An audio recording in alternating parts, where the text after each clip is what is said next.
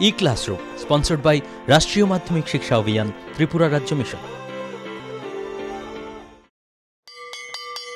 মাধ্যমিক স্তরের শিক্ষার গুণগত মানকে সুনিশ্চিত করার লক্ষ্যে রাষ্ট্রীয় মাধ্যমিক শিক্ষা অভিযান, ত্রিপুরা রাজ্য মিশন কর্মরত মাধ্যমিক স্তরের শিক্ষক ও বিদ্যালয় প্রধানদের প্রশিক্ষণ, বিজ্ঞান শিক্ষণ সামগ্রী প্রদান, ছাত্রীদের আত্মরক্ষামূলক প্রশিক্ষণ, মেধায় পিছিয়ে পড়া ছাত্রছাত্রীদের বিশেষ শিক্ষাদান, প্রতিবন্ধীদের জন্য অনুদান, রাজ্যে কলা উৎসব আয়োজন সহ অন্যান্য কর্মসূচি রূপায়ণ করছে। জানেন কি, বিদ্যালয় ছুট সারা দেশের একটি জ্বলন্ত সমস্যা।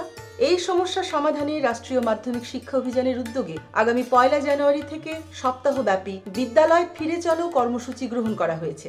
14 থেকে 16 বছর বয়সী সমস্ত ছেলে মেয়েদের মাধ্যমিক শিক্ষা সম্পূর্ণ করার জন্য আপনারা সবাই এগিয়ে আসুন। মাঝপথে যারা লেখাপড়া ছেড়ে দিয়েছো বন্ধুরা, তোমরা বিদ্যালয়ে আবার ফিরে এসো। রাষ্ট্রীয় মাধ্যমিক শিক্ষা অভিযান।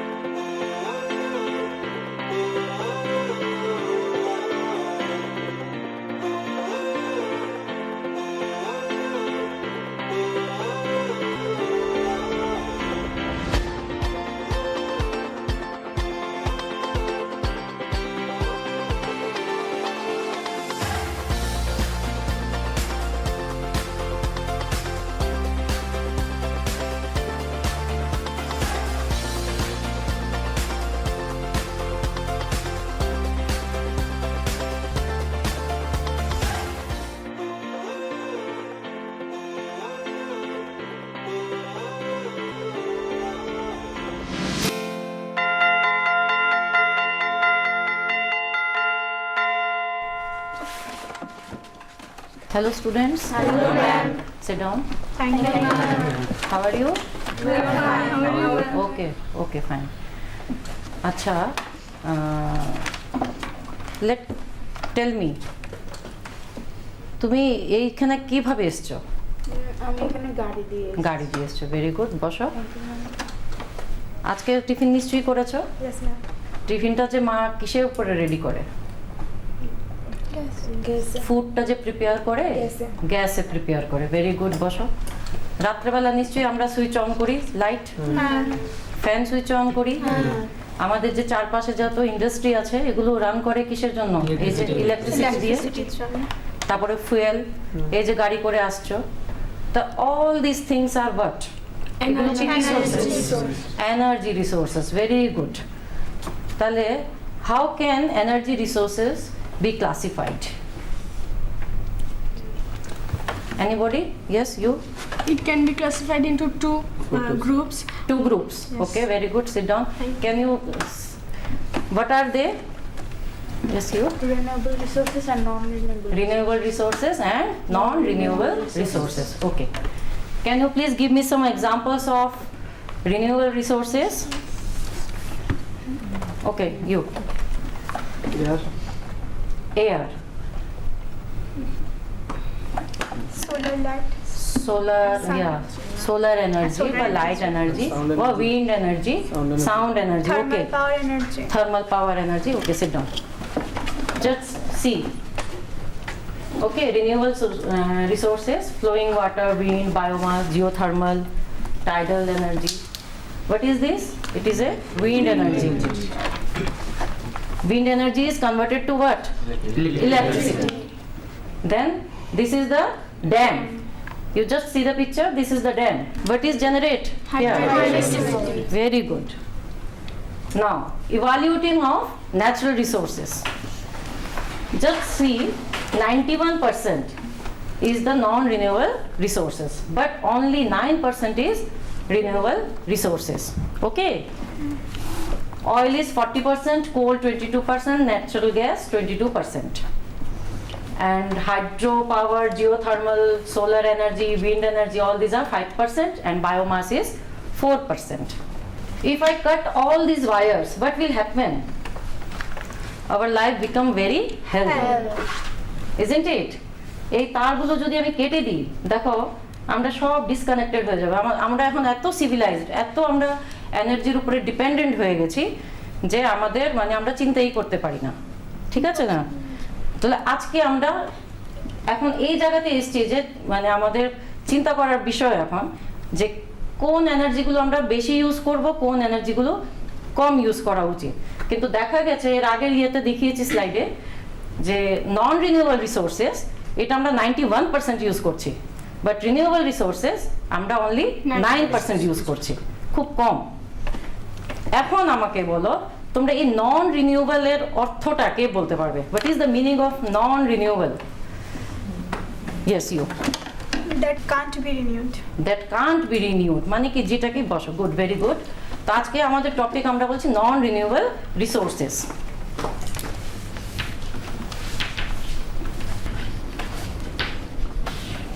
মানে যে রিসোর্সকে আমরা নিউলি জেনারেট করতে পারি না বা প্রডিউস করতে পারি না, কেমিক্যালি হোক, ফিজিক্যালি হোক বা মেকানিক্যাল প্রসেসে, ইন শর্ট পিরিয়ডে উইন্ড এনার্জি খুব শর্ট পিরিয়ডে আমি পেয়ে যাচ্ছি, লাইট এনার্জি পেয়ে যাচ্ছি, সোলার এনার্জি আমি পেয়ে যাচ্ছি।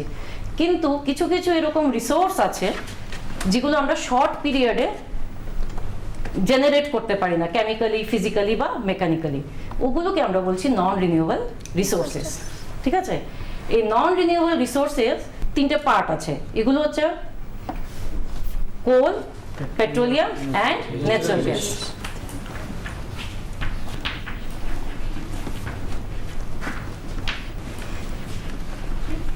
সবগুলোকে আমরা বলছি ফসিল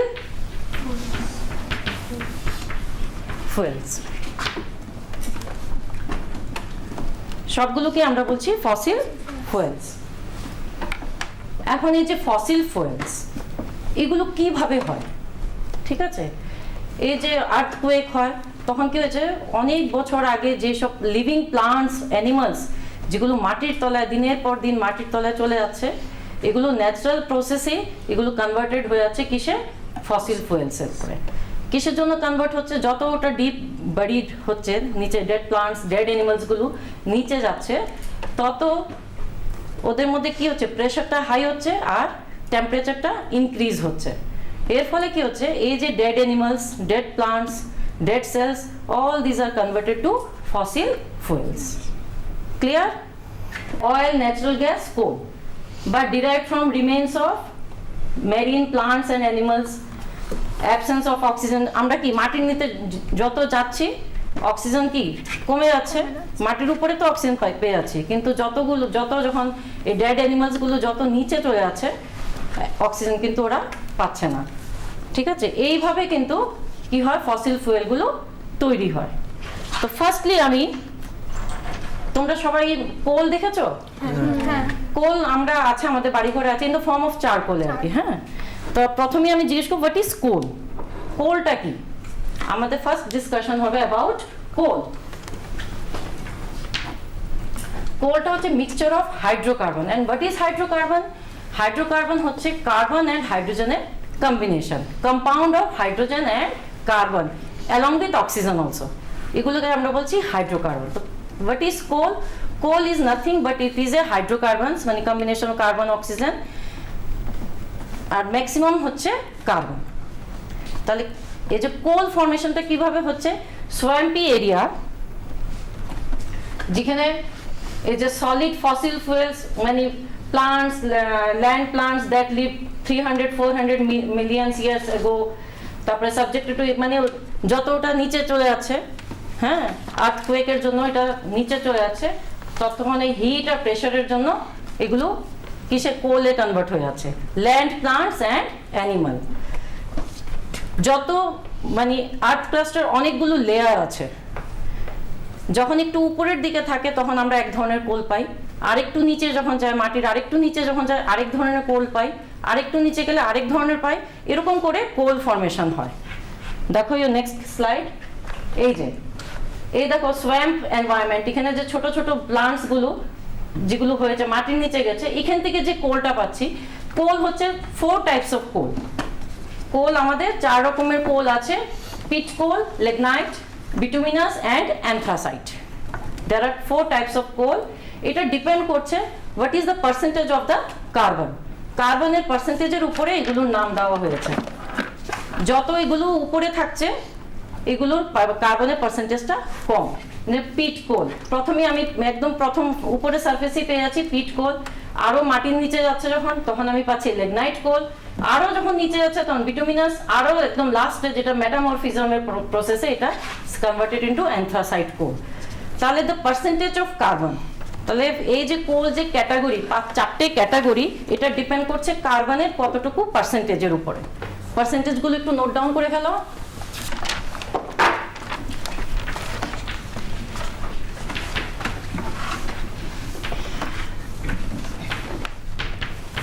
পিট কোল,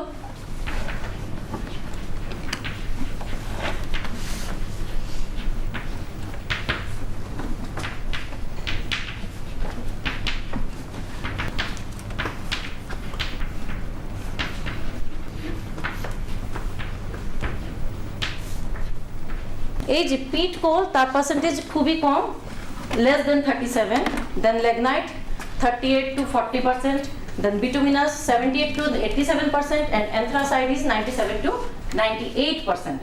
তো এখানে সবচেয়ে বেস্ট কোল হচ্ছে অ্যান্থ্রাসাইট কোল। পুষ্টিকর খাদ্য এবং শিক্ষা আমাদের নিতান্ত প্রয়োজনীয় জিনিস। আপনি কি জানেন বর্তমানে ত্রিপুরায় বিদ্যালয় শিক্ষা দপ্তরের অধীনে মধ্যাহ্ন আহার প্রকল্পের উদ্যোগে সবকটি বিদ্যালয়ে সবজি বাগান গড়ে তোলা হচ্ছে। ছাত্রছাত্রীদের পুষ্টিকর খাদ্য প্রদান করার লক্ষ্যে সেই বাগানে উৎপাদিত সার এবং কীটনাশকবিহীন সবজি প্রথম থেকে অষ্টম শ্রেণীর শিক্ষার্থীদের মিড ডে মিলে ব্যবহার করা হয়। চলুন শিক্ষার্থীদের স্বাস্থ্যকর এবং নির্ভেজাল খাদ্য প্রদান ও সুস্থ সমাজ গড়ার লক্ষ্যে আমরা সবাই এগিয়ে আসি এবং প্রত্যেকটি বিদ্যালয়ে সবজি বাগান গড়ে তুলতে বিদ্যালয় কর্তৃপক্ষকে সাহায্য করি।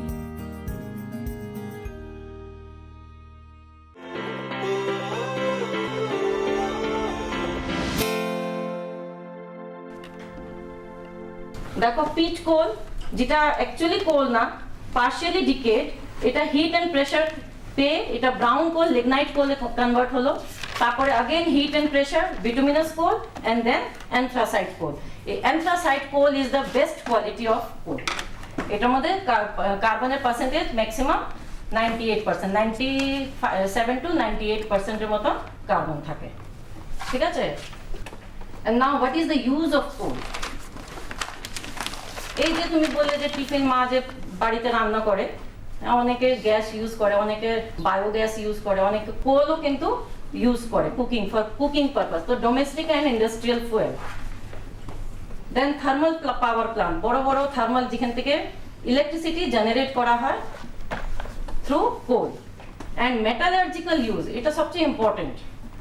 বড় বড় যখন মেটালার্জি হয় কোনো এলিমেন্টের, তখন এই যে ব্লাস্ট ফার্নেসের মধ্যে এই কোলগুলো ইউজ করা হয়, যেটার মধ্যে coal is act as a reducing agent.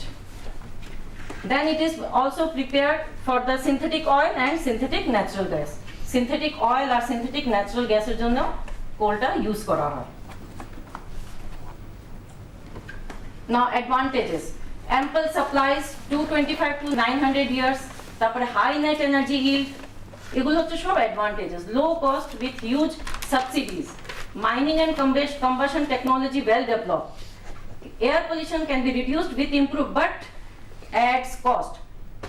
Environment pollution টা কমানো যায় কিন্তু আমাদের কস্টিংটা তখন বেড়ে যায়। What are the disadvantages? Very high environmental, কারণ এটা সহসায় পাচ্ছি না আমরা কি এটা অনেক বছর লাগছে, মিলিয়নস এন্ড মিলিয়নস ইয়ার্স লাগছে একটা কোল তৈরি করতে। তারপরে severe land disturbance, air pollution and water pollution, high land use, এই যে মাইনিং টাইনিং যে করা হয় এটার জন্য বিশাল ল্যান্ড ইউজ করা হয়। তারপরে এটা threat to human health because the emission of carbon dioxide, and carbon dioxide is the greenhouse gas. তারপরে radioactive particles and toxic mercury into air. কোল আমরা ইউজ করছি, আমরা এত ডিপেন্ড কোলের উপরে, কিন্তু এগুলো ডিসঅ্যাডভান্টেজেসও আছে। সবচেয়ে বড় হচ্ছে গ্লোবাল ওয়ার্মিং, যেটা আমাদেরকে থ্রেট দিচ্ছে। নেক্সট আমাদের নেক্সট ইয়ে হচ্ছে পেট্রোলিয়াম। আবার নেক্সট টপিক ইজ পেট্রোলিয়াম।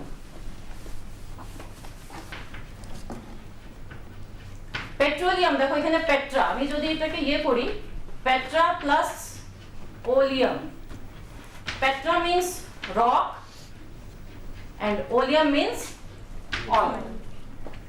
তার মানে রকেট থেকে আমরা যে তেলটা পাচ্ছি এটাকে আমরা কি বলছি, পেট্রোলিয়াম।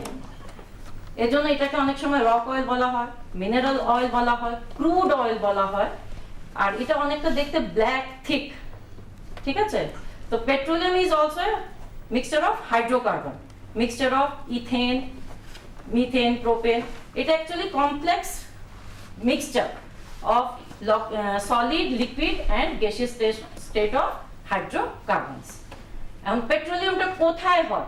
পেট্রোলিয়ামটা ইমপারমিসিবল দুটো রকের মাঝখানে পেট্রোলিয়ামটা হয়, যেখানে ড্রিল করে গ্যাস ওয়েল বানিয়ে, অয়েল ওয়েল বানিয়ে এই পেট্রোলিয়ামটাকে বের করা হয়।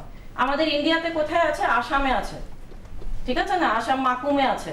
আর কেউ কিছু বলতে পারবে কোথায় আছে? ডিগবয়, ডিব্রুগড়। ভেরি গুড, বসো। এই দেখো আগে যে পেট্রোলিয়ামটা যে বেরোতো, দেখো এটা একটা মানে আমেরিকার একটা যেখানে প্রথম পেট্রোলিয়ামটা বের করা হচ্ছে, দেখো কিরকম ভাবে কোনো কারণে যদি ছিপিটা খুলে যেত এইভাবে তেল গ্যাস উইথ গ্যাস এইভাবে এটা আগে, কিন্তু এখন হাই টেকনোলজি, এখন আর এই রিস্ক ফ্যাক্টরটা থাকে না। হ্যাঁ, এই পেট্রোলিয়ামকে এখন রিফাইন করা হয় রিফাইনারি অয়েলে, ঠিক আছে, ওখানে গিয়ে রিফাইন করা হয় এটাকে। যেহেতু আমি আগেই বলেছি এটা মিক্সচার কম্পাউন্ড অফ, এটা মানে কি আছে, সলিড, লিকুইড, গ্যাসে, হাইড্রোকার্বনের একটা মিক্সচার কম্পাউন্ড। এই জন্য এই ক্রুড অয়েলকে ফ্র্যাকশনাল ডিস্টিলেশনে দেখা গেছে এই পেট্রোলিয়াম থেকে আমরা অনেকগুলো বাই প্রোডাক্টস পাই। এই যে ফ্র্যাকশনাল ডিস্টিলেশন এগুলো কিছু না, টেম্পারেচারের ভেরিয়েশন। টেম্পারেচার যখন এখানে এক একটা টেম্পারেচারে এক একটা ট্রে দেওয়া হয়, যেখানে এই টেম্পারেচারে ওদের মেল্টিং পয়েন্ট ওরা ভোলাটাইল হয়ে যায়, ব্যাপার হয়ে যায়, কালেক্ট করে নেওয়া হয়, এরকম বিভিন্ন বাই প্রোডাক্টস পাওয়া যায়। দেখো petroleum gas, naphtha, kerosene, light gas oil, heavy gas oil মানে diesel, petrol, kerosene, lubricant oil, bitumen, তারপরে প্যারাফিন ওয়্যাক্স, এগুলো হচ্ছে সব বাই প্রোডাক্টস অফ পেট্রোলিয়াম। এই যে fraction obtained from crude oil, crude oil means petroleum. এই যে গ্যাস যেটা propane and butane gas for lighter fuel camping stoves, তারপরে ন্যাপথা, এই যে মেডিসিন বলো, প্লাস্টিক পেইন্টস বলো, কসমেটিক্স, ক্লোদিং ম্যাটেরিয়াল, এগুলো ইউজ করা হয়। এগুলো কোথা থেকে আসছে? ন্যাপথার থেকে পেয়ে যাচ্ছি আমরা। গ্যাসোলিন থেকে আমরা পেট্রোল পাচ্ছি ফর লাইট ভেহিকলস, পেট্রোলটা লাইট ভেহিকলসের জন্য আমরা ইউজ করছি। তারপরে যেগুলো উইগ আছে মানে যেগুলো সলতে আছে, এই ধরনের স্টোভও আমরা ইউজ করতে পারছি, কেরোসিন। ডিজেল অয়েল, ডিজেল ফুয়েলটা কিসে ইউজ করা হয়? হেভি ভেহিকলসের জন্য, বড় বড় হেভি ভেহিকলসের জন্য সাধারণত আমরা ডিজেল অয়েলগুলো ইউজ করে থাকি। দেন লুব্রিকেটিং অয়েল দিয়ে কি হয়েছে, আমরা মেশিন যেন একটু ঠিকভাবে হয়, চলে, এর জন্য আমরা লুব্রিকেটিং অয়েল, মেশিন অয়েল, ভ্যাক্সেস, পলিশেস, এগুলো লুব্রিকেটিং অয়েলের ইউজেস। দেন বিটুমেনটা কি? বিটুমেন দিয়ে কি রোড সারফেসিং কাজে লাগে বা রুফ সারফেসিং এ কাজে লাগে বিটুমেন। এই যে প্রথমেই বললাম যে পেট্রোলিয়ামের যে একটা প্রোডাক্ট পেট্রোলিয়াম গ্যাস, এটা তো গ্যাসিয়াস ফর্মে আছে, যখন এটাকে প্রেসার দিয়ে এটা লিকুইড স্টেটে আনা হয় তখন আমরা পেয়ে যাচ্ছি এলপিজি। তোমরা খুব ভালো করে জানো, প্রত্যেক বাড়িতেই এখন এলপিজি আছে। LPG, what is the full form of LPG বলতে পারবে? ভেরি গুড, হ্যাঁ বলো, তুমি বলো। Liquefied petroleum gas. দেখো এখানেই বোঝা যাচ্ছে মানে পেট্রোলিয়াম গ্যাসকে কি ফর্মে নেওয়া হচ্ছে? লিকুইড ফর্মে নেওয়া হচ্ছে, লিকুইড স্টেটে নেওয়া হচ্ছে বাই কম্প্রেসিং বা গিভিং প্রেসার দিয়ে ওটাকে যখন আমরা নবটা ঘুরে যেতে একটা সাউন্ড হয়, ঠিক আছে, তোমার প্রেসারটা যখন রিলিজ করছি তখন এই liquid is converted to in the gaseous form. এটা খুব একটা মানে ইম্পর্টেন্ট ফুয়েল ফর ডোমেস্টিক, কারণ এটা ডোমেস্টিক ফুয়েলের জন্য কেন ইউজ করেছে, কিন্তু হিউজ অ্যাডভান্টেজেস আছে। কারণ এটাকে সাপ্লাই করা যায় খুব তাড়াতাড়ি, থ্রু পাইপলাইনে এটাকে সাপ্লাই করা যায়। তারপরে এটা অনেকদিন একসঙ্গে থাকার পরে এটা কমে যায় না, যেমন থাকে এমনই থাকে। হ্যাঁ, LPG is a common fuel for এই যে কো জেনারেশন, তারপরে এখানে দেখো দেওয়া আছে সব। এলপিজিতে অনেক সময় দেখবে এলপিজিতে লিক করলে একটা স্মেল পাওয়া যায়, ঠিক আছে। এই যে এটার মধ্যে এলপিজির মধ্যে মার্কেপটন C2H5 মার্কেপটন,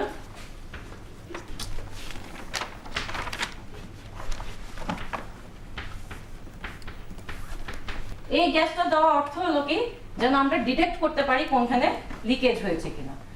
আর দেখো এই যে পাইপলাইন, থ্রু পাইপলাইন যে গ্যাসটা পাস করা হয় বাড়ি ঘরে, এখানে যদি কোনো কারণে লিকেজও হয়, এখানে কিন্তু সয়েল ইরোশন হয় না, মানে সয়েলের কোনো ক্ষতি করে না। এর জন্য এখন হিউজ পরিমাণে এলপিজিটা ইউজ করা হচ্ছে। মার্কআপটনটা ইউজ করা হয় কেন, যেন আমরা স্মেলটা আমরা বুঝতে পারি যে হ্যাঁ, যে কোথাও একটা এলপিজিটা লিক হচ্ছে, লিকেজ হচ্ছে। তো এটার জন্য প্রিকশনস তো নিশ্চয়ই তোমরা কে বলতে পারবে প্রিকশনস কি কি নিতে পারি, যদি বাড়ি ঘরে যদি আমরা দেখি লিকেজ হচ্ছে, কি দিয়ে প্রিকশন নিতে পারি বলতে পারবে? ফার্স্ট কাজ কি হলো, সুইচ অফ করা, কোনো কিছু জ্বালানো যদি থাকে এটাকে বন্ধ করে দেওয়া, দরজা জানালা খুলে দেওয়া, এগুলো আমাদের সবসময় প্রিকশন নিয়ে চলতে হবে এটা ইউজ করার জন্য। এইবার দেখো এটা 3D এনার্জি ম্যাপিং, যেটার মধ্যে মাটির তলায় কোল মাইনিং, এখানে দেখো পেট্রোলিয়াম গ্যাস দেওয়া আছে ড্রিল করা, এ দেখো ফ্লোটিং অফশোর্স, বোম্বে টম্বে যেখানে অফশোর্সেও কিন্তু ড্রিলিং করা হয় পেট্রোলিয়াম বের করার জন্য, ঠিক আছে। আর এখন আমরা নেক্সট হচ্ছে ন্যাচারাল গ্যাস। ন্যাচারাল গ্যাসটা আমরা কোথায় পাচ্ছি? এই ঠিক পেট্রোলটা কি লাইট, তো এই জন্য এটা জলের উপরে থাকে, পেয়ে যাচ্ছি, কিন্তু এই পেট্রোলের এরপরে উপরে থাকে ন্যাচারাল গ্যাস। ন্যাচারাল গ্যাস কোনো সময় পেট্রোলিয়ামের সঙ্গেও আসে, আবার কোনো সময় সিঙ্গেলও ন্যাচারাল গ্যাস আমরা পেয়ে থাকি, সেম ড্রিলিং করে ওয়েল বানিয়ে ন্যাচারাল গ্যাস আমরা পেয়ে যাই। Natural gas is also a fossil fuel, এটাও এক ধরনের ফসিল ফুয়েল। এই যে ন্যাচারাল গ্যাসের মধ্যে পেট্রোলিয়ামের মধ্যে বিউটেনের পার্সেন্টেজটা বেশি থাকে, বাট ন্যাচারাল গ্যাসের মধ্যে মিথেনের পার্সেন্টেজটা বেশি থাকে, 50 to 90% অফ মিথেন। এই ন্যাচারাল গ্যাস এটা ক্লিনেস্ট, মানে ক্লিন ফসিল ফুয়েল বলা হয়। কারণ ক্লিন ফসিল ফুয়েল কেন বলা হয়? কারণ এটা আফটার বার্নিং এটা কোনো স্মোক তৈরি করে না। আরেকটা by product of fossil fuel of natural gas is CNG. CNG যে কম্প্রেসড ন্যাচারাল গ্যাস। আজকাল দেখবে পেট্রোল দিয়ে গাড়ি টাড়ি বেশি একটা আমরা ইউজ করি না, চালাই না, আমরা এটার বদলে কি ইউজ করি? CNG gas. সিএনজি গ্যাসটা কেন? এটা ক্লিন ফুয়েল বলে, এটা calorific value is very high, এলপিজির ক্ষেত্রেও সিএনজির ক্ষেত্রেও। Now disadvantages of using fossil fuel. Fossil fuel এই যে তিনটি যে বললাম, coal, petroleum and natural gas, এগুলো ডিসঅ্যাডভান্টেজেস কি? এগুলোর মধ্যে যে অক্সিজেন আছে, সালফার আছে, তারপরে কার্বন আছে, এগুলো যখন বার্ন হয় অক্সিডেশন হয়। এই অক্সিডেশন হওয়ার ফলে কি হচ্ছে? অক্সাইডে ফর্ম হয়ে আছে, অক্সাইড থেকে যখন বৃষ্টি হচ্ছে তখন অ্যাসিড রেনে কনভার্ট হয়ে যাচ্ছে। এই অ্যাসিড রেন কি করছে? সয়েলকে, ওয়াটারকে পলিউট করছে। কার্বন ডাই অক্সাইড হচ্ছে green house gas, and carbon monoxide তো একদম টক্সিক গ্যাস। তাহলে আমাদের প্রাইমারি এম কি? প্রাইমারি এম হচ্ছে reuse of waste heat from fossil fuel. We should reduce the uses of fossil fuel, gradually transformation from fossil fuel to renewable energy resources, measured use of fossil fuel, then efficiency of alternative sources should be increased. মানে আমার পাশাপাশি এটা, কারণ আমার 91% আমার হচ্ছে নন renewable resource, আমার এখন এমনভাবে টেকনোলজিটাকে নিয়ে যেতে হবে যেন আমরা ডিপেন্ড হই রিনিউয়েবল রিসোর্সের উপরে, যেন আমরা ডিপেন্ড হতে পারি। এর জন্য আমাদেরকে এই যে যেগুলো ওয়েস্ট হচ্ছে ফসিল ফুয়েল থেকে, আমাদের যে হিট এনার্জি ওয়েস্ট হচ্ছে, এগুলোকে আমরা যেন রিইউজ করতে পারি। এখন আমাদের টার্গেট হচ্ছে যেন আমাদের নেক্সট জেনারেশন যেন এটা ফসিল ফুয়েলের ইউজগুলো নিতে পারে, অ্যাভেল করতে পারে। তো এর জন্য আমরা ফসিল ফুয়েলগুলোকে রিডিউস করতে পারি, ঠিক আছে। এখন কোশ্চেন যদি জিজ্ঞেস করি, কেউ বলতে পারবে? আচ্ছা, পেট্রোলিয়ামের আরেকটা নাম আছে, এটার নাম কেউ বলতে পারবে পেট্রোলিয়ামের? আচ্ছা, লাস্টে বলো। Crude oil. ক্রুড অয়েল না, আমি এটা বলিনি। Black gold. Black gold, black gold বা লিকুইড গোল্ড। ভেরি গুড, বসো। লিকুইড গোল্ড বলা হয় কেন? যেহেতু এগুলো বাই প্রোডাক্টস অনেক বেশি, ঠিক আছে। সিএনজি ফুল ফর্ম বলতে পারবে কেউ? তুমি। compressed natural gas. Compressed natural gas. Very good. Any questions? Clear? একটা কোয়েশ্চেন ছিল, ক্যালোরিফিক ভ্যালু মানে? ক্যালোরিফিক ভ্যালু হচ্ছে 1 গ্রাম, সেটা 1 গ্রাম কোনো সাবস্টেন্স বা ফুয়েলকে আমি যখন বার্ন করব, এটা যেন কমপ্লিট বার্ন হওয়ার পরে যত কিলো জুল এনার্জি সে আমাকে দিচ্ছে, 1 গ্রাম আফটার কমপ্লিট কম্বাশনের পরে যে এনার্জিটা আমাকে দিচ্ছে ওটাকে আমরা বলছি ক্যালোরিফিক, ওই ফুয়েলের ক্যালোরিফিক ভ্যালু, যেটা এলপিজির ক্ষেত্রেও বেশি আর সিএনজির ক্ষেত্রেও বেশি। বসো। ওকে, আজকের জন্য ক্লাস এখানেই শেষ। Thank you.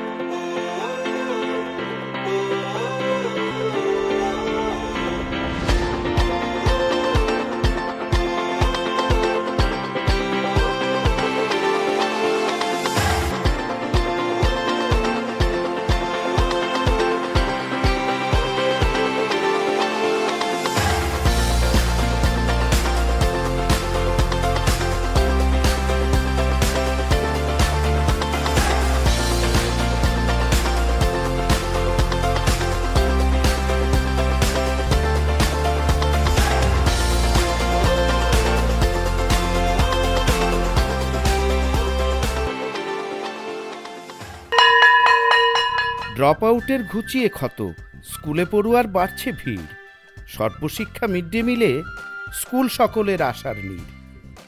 রাজ্যের 6 থেকে 14 বছরের সব শিশুদের বিদ্যালয়ের আঙিনায় এনে তাদের বুনিয়াদী শিক্ষা সুনিশ্চিত করতে সর্বশিক্ষা অভিযান বদ্ধপরিকর। তাদের শিক্ষার সুবিধার জন্য রয়েছে বিনামূল্যে পাঠ্য বই, বিদ্যালয়ের পোশাক, উন্নত মানের পড়াশোনা, স্বাস্থ্যসম্মত শৌচাগার, বিশুদ্ধ পানীয় জল, পুষ্টিকর মধ্যাহ্ন আহার, খেলাধুলার ব্যবস্থা এবং আরও অনেক কিছু। হ্যাঁ, তাই দেরি না করে আজই আপনার এলাকার সব শিশুদের নিকটবর্তী সরকারি বিদ্যালয়ে ভর্তি হতে উৎসাহিত করুন।